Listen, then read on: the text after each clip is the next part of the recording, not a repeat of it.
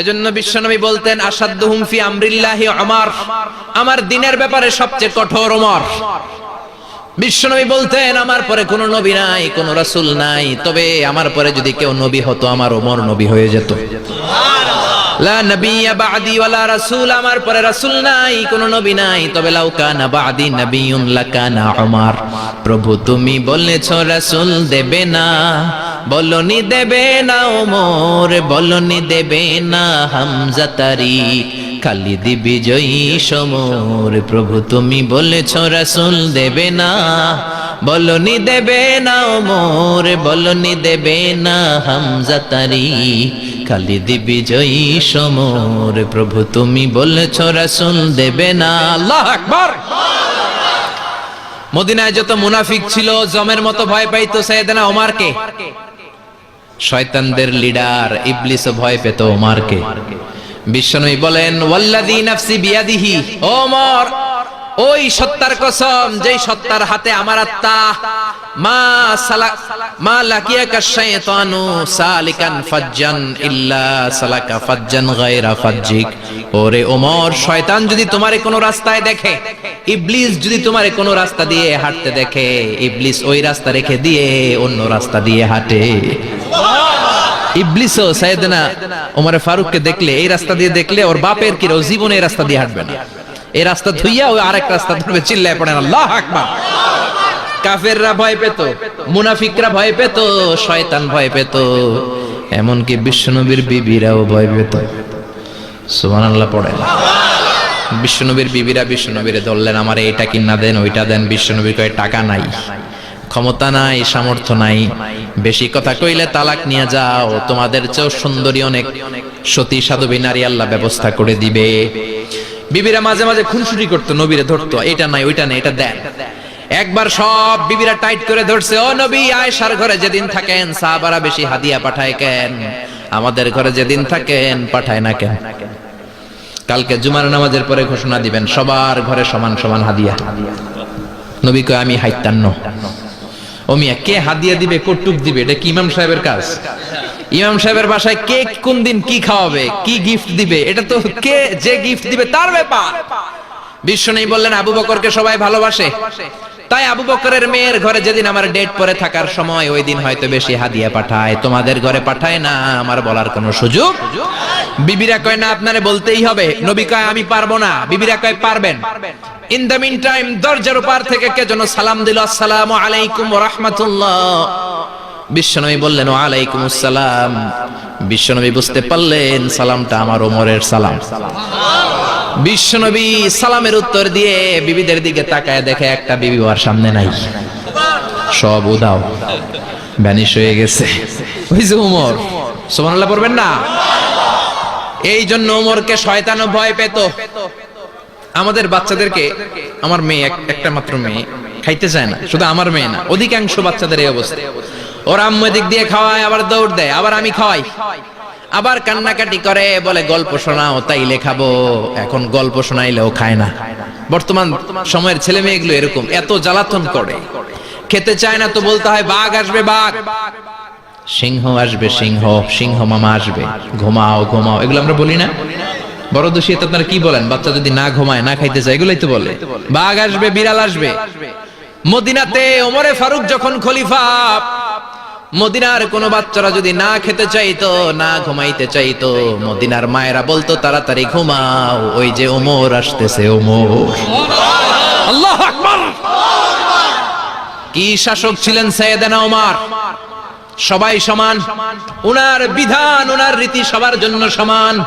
মদ খাওয়ার অপরাধে নিজের কলিজার টুকরা ছেলে আবু শাহমাকে 80টা বেত মেরেছে। হাদিসটা দাঈফ, তবে শিক্ষা আছে আমাদের জন্য। 80টা বেত মেরেছে।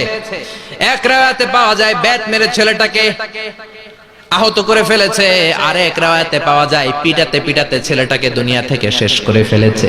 ছেলের মুখে গন্ধ পেয়েছে। আর শরীফতা খামরান, কিরে মদ খাইছস? কয় না বাবা, শরীফতু নাবিজ, আমি নাবিজ খেয়েছি। নাবিজ খাওয়া যায়। নাবিজ হচ্ছে রাতের বেলা আরবরা দুধের মধ্যে শক্ত খুরমা ছেড়ে দেয়। 1 কেজি দুধের মধ্যে 10টা শক্ত খুরমা ছেড়ে দিলে সকালবেলা দুধের কালারটা সাদা থাকে না, শক্ত খুরমার রস টেনে ওটা লাল হয়ে যায়, খেতে বড় মজা। এটাকে বলে নাবিজ। কিন্তু সকালেই খেতে হবে। ওইটারে যদি 3 দিন জমায় রাখেন, 4 দিন জমায় রাখেন, ওইটাও গাঞ্জা হয়ে যাবে, ওইটাও তারি হয়ে যায়, মদ হয়ে যায়।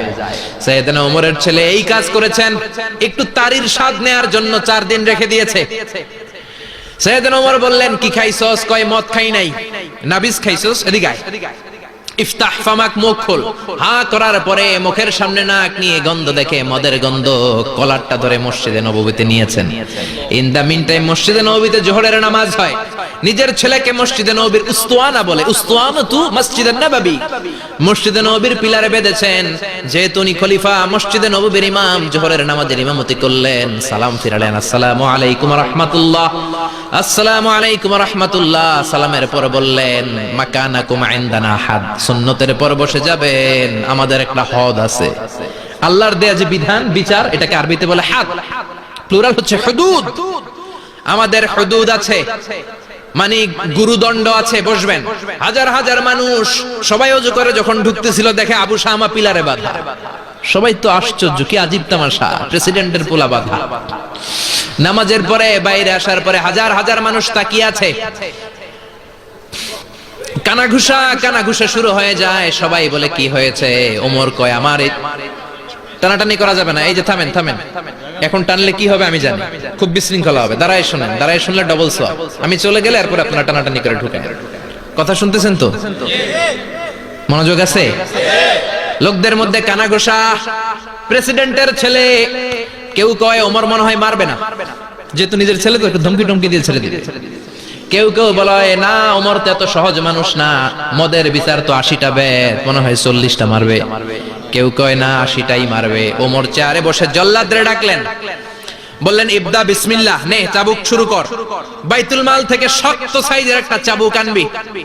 জল্লাদ চাবুক এনে দাঁড়ালেন। ওমর বললেন, ইবদা বিসমিল্লাহ, শুরু কর। জল্লাদ মারতে শুরু করেছে। ওয়াহিদ, ইতনাইন, তালাতা, 3টা মারার পরে এক থাপ্পড় মেরে জল্লাদকে 3 হাত দূরে ফেলে দিলেন। ধমক দিয়ে বললেন, তুই চাবুক মারস নাকি চাকরি বাসাস? আসলে জল্লাদ কিন্তু আস্তে মারে নাই, দেহের যত জোর ছিল জোর দিয়ে মেরেছে, কিন্তু ওমরের পছন্দ হয় নাই। ওমর বলে, আইন্দাকা তালাতা আইন্দে ওয়াহিদ, তোর হিসাবে চাবুক মারা হয়েছে 3টা, আমি ওমরের হিসাবে মায়ের হয়েছে 1টা। চাবুক আমার হাতে দে, আমি 2 নাম্বার থেকে শুরু করি। ওমরে ফারুক 2 নাম্বার শুরু করলেন। 2, 3, এক একটা চাবুক মারে, ছুপ ছুপ করে চামড়া ছিলে, রক্তগুলো মসজিদে নববীর বারান্দার পিলারের মধ্যে লাগে।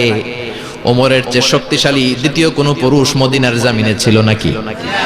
ওমরের হাতের মাইর। ছেলেটা চিৎকার দিয়ে বলে, বাবা, ও আব্বা, আর মদ খাবো না, ছেড়ে দেন, আর খাবো না। মদ তো আমি খাই নাই, আমি খেয়েছি নাবিস, 3-4 দিন রাখার কারণে একটু মাতলামি হয়েছে আমার। আব্বা, এবারের জন্য ছেড়ে দেন, আর খাবো না। ওমরের কঠোর হৃদয়ে কোনো দয়া মায়া আসে না, মারতে লাগলেন। এবার আবু শাহামার মা, ওমরের বউ, পায়ের মধ্যে ওমরের পায়ে পড়ে ডেকে বলে, ওমর, আমার কলিজার টুকরা ছেলেটারে মারিস না। 30টা বাড়ি মারা হয়েছে, আর বাকি 50টা বাড়ির জন্য এক একটা চাবুকের বিনিময়ে আমি এক একটা ওট আল্লাহর রাস্তায় সদকা করবো রে ওমর। সাইয়েদনা ওমর বলে, আরে নিয়ে যাও। আবু শাহামার মা ওট দিয়ে আল্লাহর জাইন, চাবুকের বাড়ি থেকে একটা বাড়িও কমানো যাবে না, 80টা বাড়ি দেয়া পর্যন্ত পৃথিবীর কোন শক্তি আবু শাহামারে আমার হাত থেকে ছুটাতে পারবে না। আবু শাহামার মা কাঁদতে লাগলো। ওমরের মনে দয়া মায়া হয় না। 40টা বাড়ি মারার পরে ছেলে বেহুশ, 50টা মারার পরে আবু শাহামা দুনিয়া থেকে শেষ। সবাই নিস্তব্ধ নীরবতা, পিন ড্রপ সাইলেন্স, পিন পতন নীরবতা। রাগে তখনও গড়গড় করছে ওমর। সাইয়েদনা ওমর বললেন, গোসল দে, জানাজা দে, কবর দে। কবর দেওয়ার পরে ওই কবরের উপর 51 নাম্বার থেকে মারা শুরু করলেন। 52, 53, 60টা, 70টা, 80টা চাবুকের বাড়ি কবরের মধ্যে, বিশাল বিশাল বড় বড় বাড়ি মেরে আঘাত করে আল্লাহরে ডেকে বললেন, আল্লাহ, আমার ছেলে হওয়ার কারণে, প্রেসিডেন্টের ছেলে হওয়ার কারণে আমি পার্সিয়ালিটি করি নাই, একটা চাবুকের বাড়িও কম দেই নাই। কিয়ামতের দিন তুমি আমারে জালিমদের কাতারে দাঁড় করাতে পারবা না। আল্লাহু আকবার। ওই ওমরের শাসন যদি দেশে থাকতো, দেশটারে মদিনা বানাইতো কে? এখন রিকশাওয়ালার পোলার জন্য এক নিয়ম, প্রধানমন্ত্রীর পোলার জন্য আরেক নিয়ম। কুলিওয়ালা ঠেলাওয়ালার জন্য এক নিয়ম, প্রেসিডেন্টের মেয়ের জন্য আরেক নিয়ম। জোরে বলেন ঠিক কিনা? সবার জন্য যদি এক নিয়ম হতো, চুরি করলে যদি হাত কাটা হতো, জিনা করলে যদি পাথর মেরে গর্দানটা উড়িয়ে দেয়া যেত, বাংলার জমিনে আর কোনো চোর আর জিনাখোর পাওয়া যেত না। চুরি করলে হাত কাটো কার আইন? তবে এটা কলা চোর, মুরগি চোর, ডাব চোর, আম চোর না। যেই চোরগুলো একটা কলমের সিগনেচারের খোঁচায় দেশের 1000 কোটি টাকা মেরে দেয়, ওই চোরদের হাত আগে কাটতে হবে। জোরে কোন ঠিক কিনা? এক কলমের খোঁচায় শেয়ার বাজার খাইয়া ফেলায়, হলমার্ক খাইয়া ফেলায়, দেশের টাকা সুইজারল্যান্ডে পাঠায়, ওই চোরগুলার হাত। জোরে বলেন ঠিক কিনা? এজন্য বিশ্বনবী বলতেন, আসাদুহুম ফি আমরিল্লাহি উমর। আল্লাহর দ্বীন বাস্তবায়নে সবচেয়ে কঠোর সাহাবী ছিলেন ওমর। আবু বকর ছিলেন নরম, ওমরের মেজাজকে গরম বানাইছে কে? এই জন্য ইসলামের মধ্যে যেমনি সহনশীলতা আছে, আবার ইসলামের মধ্যে বিদ্রোহ আছে না নাই? অন্যায় দেখলে থামিয়ে দেওয়ার দরকার আছে না নাই?